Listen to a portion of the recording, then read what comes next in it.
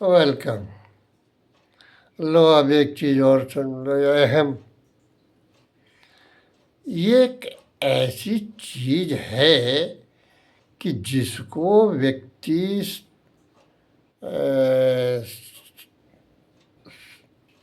पकड़ ही नहीं पाता, समझ ही नहीं पाता। जानता तो है कि बड़ी विचित्र चीज़ें हैं, लेकिन ये इतनी सफाई से काम करता है कि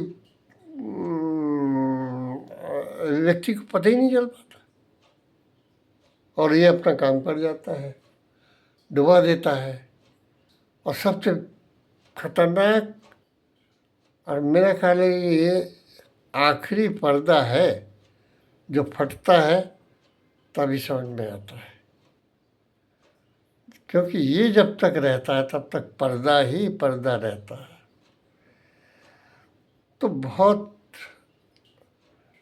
इम्पोर्टेंट इश्यू है ये, हम और न समझ में आने वाला है, समझ करके भी नहीं समझ में आता है, और इससे कोई बच पाना भी बड़ा मुश्किल है।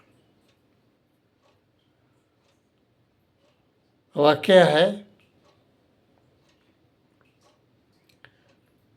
दक्ष ने सभा बुलाई, ब्रह्म ऋषियों का चयन हुआ कि ब्रह्म ऋषि कौन है, इसमें से ब्रह्म ऋषि को खोज के बताएंगे। तो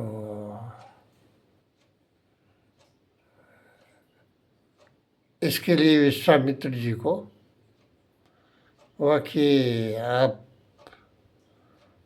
इतने में ऋषि मुनि बैठे हुए हैं, ब्रह्म ऋषि कौन है उनको सेलेक्ट करके बताइए, टेस्ट करके। बाई चांस वाल्मीकि जी और विश्वामित्र की शायद पहले कभी खटपट रही हो, क्योंकि इन लोगों में, ऋषियों मुनियों में भी अपनी खटपट चलती थी, क्योंकि ये अहम जो है वो अपनी अपना दखल वहाँ तक भी रखता है, और इसका दखल हमारे ख्याल से शायद ही विरले छूटे हो, अन्यथा ऐसे नहीं बचा कोई। तो विश्वामित्र जी ने सभी ऋषि मुनि के पीछे जाते और ऐसे करके धप से मारते तो बोले कच्चा है, और आगे गए कच्चा है। इस तरह से उन्हें कच्चा पक्का करते रहे, और जब वाल्मीकि जी के टाइम पे आए तो फिर उन्होंने कच्चा है। और वाल्मीकि जी ने बड़ी तपस्या की हुई थी, बड़े मतलब हाई स्टेटस स्टैंडर्ड में थे वो, और उन्हें इस बात का गुमान था कि ब्रह्म ऋषि डिक्लेयर हो जाएंगे।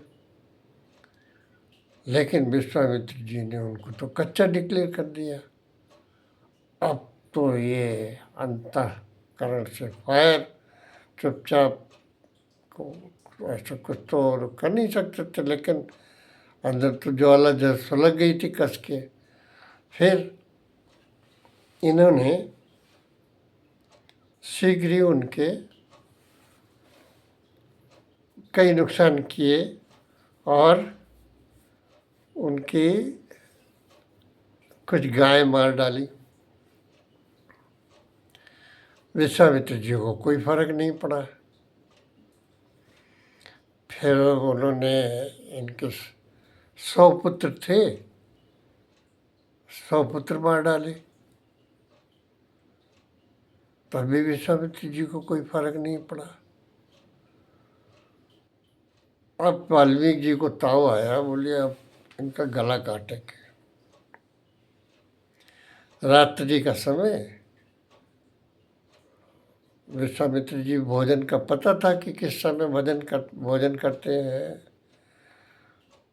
7-8 बजे का टाइम रहा होगा, और वाल्मीकि जी अपना तलवार ले करके और कुटिया में दाखिल हो गए और एक पर्दे के पीछे छुप गए।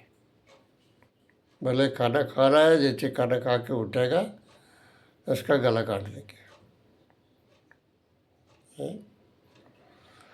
विश्वामित्र जी खाना खा रहे थे, खाने में उनको नमक सब्जी में कम महसूस हुआ, तो वो अपनी पत्नी से बोले कि आज नमक कम लग रहा है, तो नमक लाओ।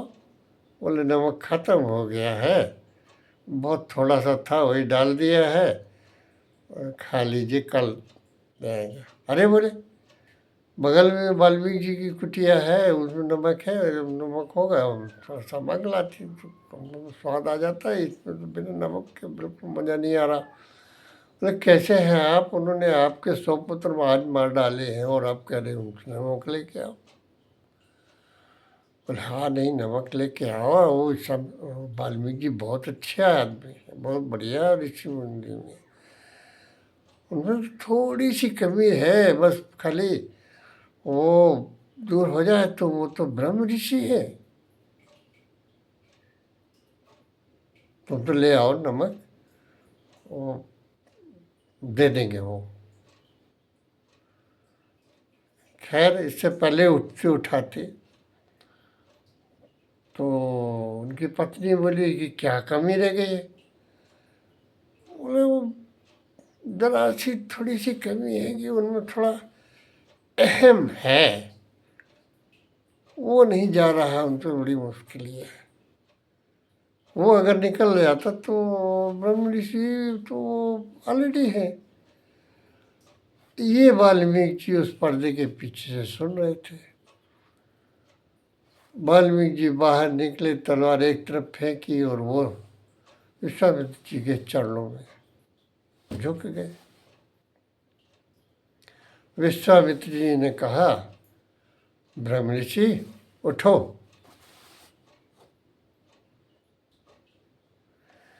कहने का मतलब ये है, सब कुछ होते हुए भी उनमें अभी मैंने ऐसा सब किया, इतना तो मैं ब्रह्म ऋषि हूँ, ये अहम नहीं गया था, और ये चला गया, वो ब्रह्म ऋषि हो गया। उन्होंने किसी को अपने से ऊपर माना ना, कहीं तो झुके, कहीं उनका अहम खत्म हुआ। ये अहम की कहानी है, ये चूकता नहीं है, इसको आदमी की समझ से बाहर हो जाता है। हम सभी लोगों को कोई माला पहना दे, ये कर दे, पैर छू ले, ये करे, वो फौरन हम जाग जाता है। किसी ने तारीफ कर दी तो भूल गए। इस प्रकार से ये है बहुत खतरनाक।